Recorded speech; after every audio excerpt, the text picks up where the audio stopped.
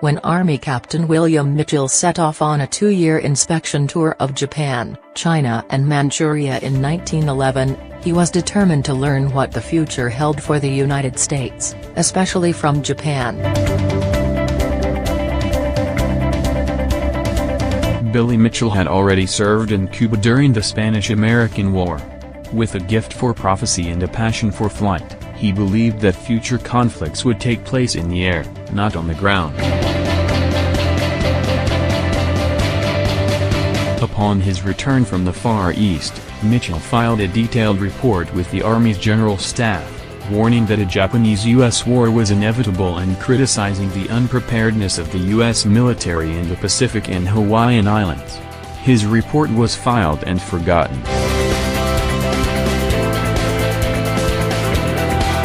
In World War I, Mitchell's belief in air power was confirmed. As commander of the Allied Air Forces, he launched offensives with nearly 1,500 British, French and Italian aircraft, destroying German control of the Saint-Mihiel area in eastern France. About 100 people gathered to honor those who died in the attack on Pearl Harbor. A ceremony Sunday at the Coast Guard station at Port Everglades commemorated the 76th anniversary of the surprise attack that killed thousands of sailors during World War II. Seated in the front row was the guest of honor, 101-year-old Sergeant Joseph Iskovitz, who jumped up from his breakfast 76 years ago and grabbed a submachine gun as bombs dropped on the ships at Pearl Harbor on December 7, 1941. Iskovitz is one of the last remaining Pearl Harbor survivors in South Florida.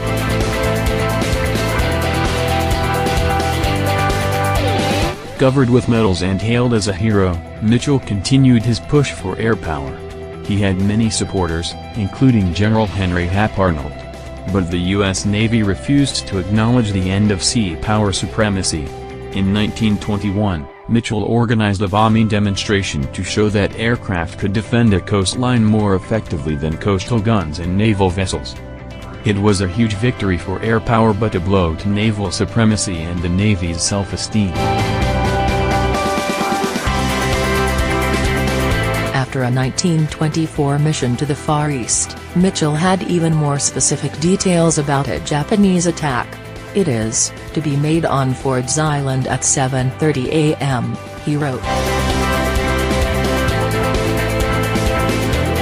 His detractors, already humiliated by the bombing tests, called him deranged and referred to his proposals as the flying trash pile. Mitchell countered, accusing his superiors of almost treasonable administration of the national defense. Demoted from brigadier general to colonel and banished to a backwater station in Texas, San Antonio's Fort Sam Houston, he was court-martialed in 1925. Despite a brilliant defense and a feeble prosecution, he was found guilty and suspended from active duty for 5 years without pay. Mitchell resigned instead in February 1926. He kept up the crusade but did not live to see his predictions confirmed, dying in 1936 at age 56. On December 7, 1941, the first bombs fell on Hawaii's Ford Island, adjacent to Pearl Harbor, at 7:55 a.m., only 25 minutes off Mitchell's forecast time.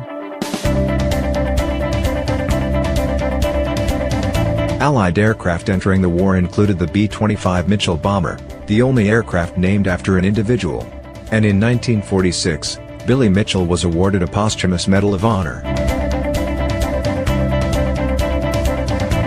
Author and historian Ronald Dress designed the Band of Brothers tour with his late associate Stephen Ambrose and now leads World War II Pacific tours.